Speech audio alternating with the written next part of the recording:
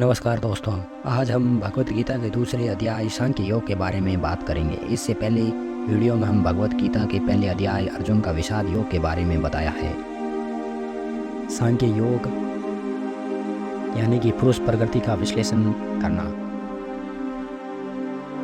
हमारा शरीर पंच तत्व से बना है, आकाश, वायु, आग, जल और पृथ्वी, और अंत में हम इसी पंच तत्व में विलीन हो जाते हैं।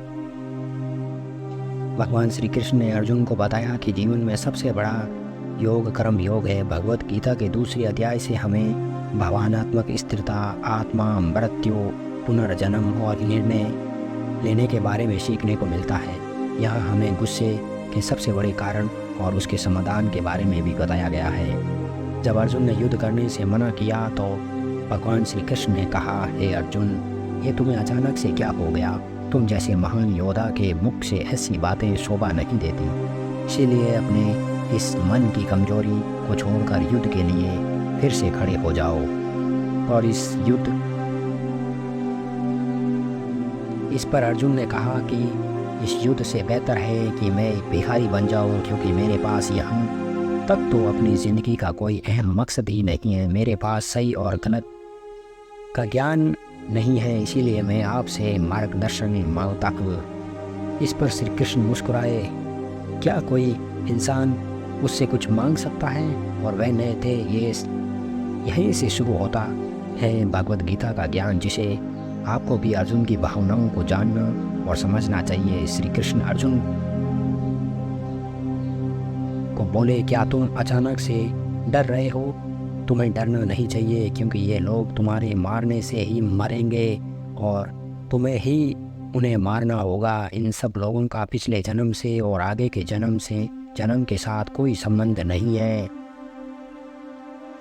वे तुम्हारे जैसे अनादि हैं। इसीलिए जैसे कि तुम अपने पुराने कपड़े बदलकर नए कपड़े धारण करते हो, वैसे ही आत्मा शरीर को छोड़ देती है। हे अर्जुन, तो किसी मरे हुए इंसान को जीवित नहीं कर सकता, क्योंकि जीवन और मृत्यु का नियंत्रण सिर्फ मेरे पास है। तुम तो उनकी मौत का सिर्फ एक कारण है, और ये लोग मरने के बाद भी मेरे पास ही आएंगे, क्योंकि वे शरीर नहीं है, वे तो आत्मा है, और आत्मा को किसी भी तरीके से नष्ट नहीं किया जा सकता।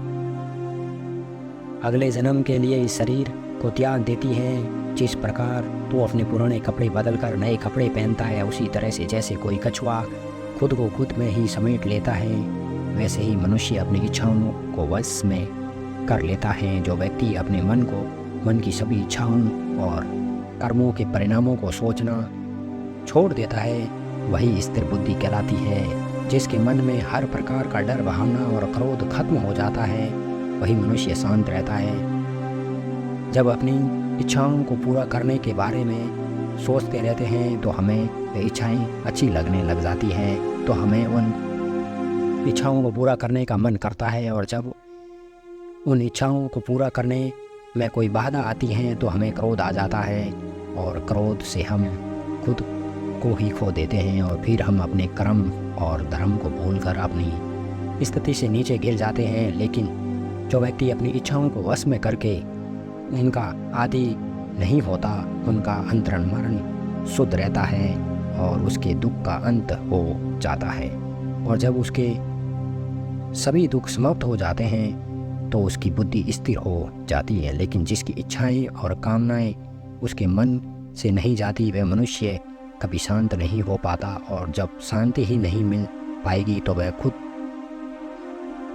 को कैसे रहेगा? उसकी हालत तो उस नाव की तरह होती है जिसको उनकी इच्छा की किसी भी दिशा में ले जाने की छूट मिल सकती है। स्थिर मन वाले प्राणी समुद्र की तरह स्थिर रहते हैं, और इसी प्रकार के जीव मृत्यु के बाद मेरी शरण में आते हैं। हम इस अध्याय के वास्तविकता पर आते हैं, और आप में से कई लोग होंगे जिन्होंने अपने प्रियजनों को खो दिया, और आज तक आप लोगों में से जिन्होंने भी अपने प्रियजनों की मृत्यु का दुख नहीं झेला है, उन्हें ये जान लेना चाहिए कि उनके जीवन में भी उनके अपने किसी सबसे प्रिय की मौत एक दिन अवश्य होगी। लेकिन उस वक्त उदास होने की कोई आवश्यकता नहीं है, क्योंकि खुद भगवान ने ही हमें स्मरण कराया है कि हमें अपने जीवन से पहले भी हम इस संसार में मौजूद नहीं थे और मृत्यु हो जाने के बाद भी नहीं रहने वाले हैं, और इसीलिए हमें मौत का डर नहीं होना चाहिए। इसका कारण यह है, या तो हम परमात्मा में हमेशा के लिए मिल जाएंगे या हमारा पुनर्जन्म होगा।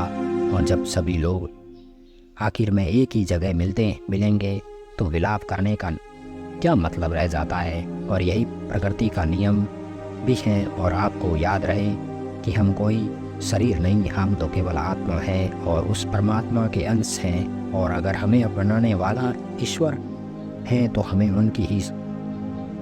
उनमें ही मिलने का प्रयास करना चाहिए, उनमें ही लीन हो जाना चाहिए। यही संसार तो एक भ्रम है और उस परमात्मा ने बनाया है। हमने देखा कि अर्जुन निर्णय लेने में असमर्थ थे।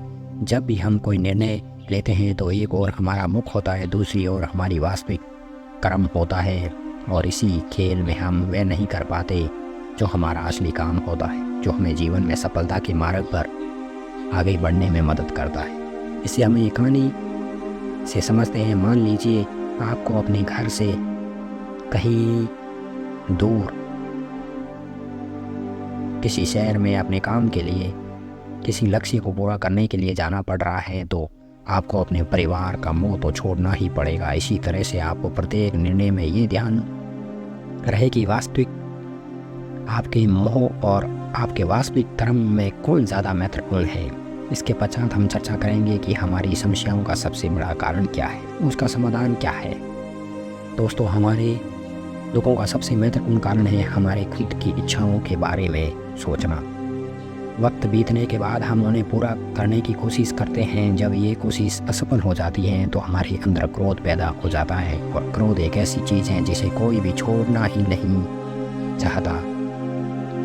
तो फिर आप अपने जीवन के बाकी हिस्से में सच्ची खुशियों को कैसे प्राप्त कर सकते हैं। आप हमेशा अपने आप को समस्याओं से घिरा हुआ ही पाएंगे, क्योंकि ये दुनिया तो केवल आपकी खुद की ही छाया ही तो है। अब आप सोच सकते हैं कि जीवन में कोई इच्छा नहीं रखने से सफलता कैसे हो सकती है या पाई जा सकती है। कैसे आप अपना काम और नाम कमा सकते हैं, इसके बारे में भगवान श्री कृष्ण ने कहा कि सबसे पहले आपको अपने कर्म को पहचानना होगा, यानी आपके लिए वह क्या करना ज़रूरी है जो आपको अपने लक्ष्य की प्राप्ति में सहायक होगा। और इसके बाद सफल होने की उम्मीद या असफल होने का भय दिल से निकालना होगा। अपने कार्य को कैसे करें, क्योंकि आपको लगेगा कि यह कार्य मैं नहीं बल्कि स्वयं भगवान कर रहे हैं, और इसी प्रकार आपकी हिम्मत भी कम नहीं होगी या नहीं टूटेगी, क्योंकि आपको ये लगेगा कि आप खुद नहीं बल्कि परमात्मा कर रहे हैं। दोस्तों, मेरे चैनल को लाइक और सब्सक्राइब ज़रूर करना प्लीज़। अपने दोस्तों में शेयर ज़रूर करना। धन्यवाद।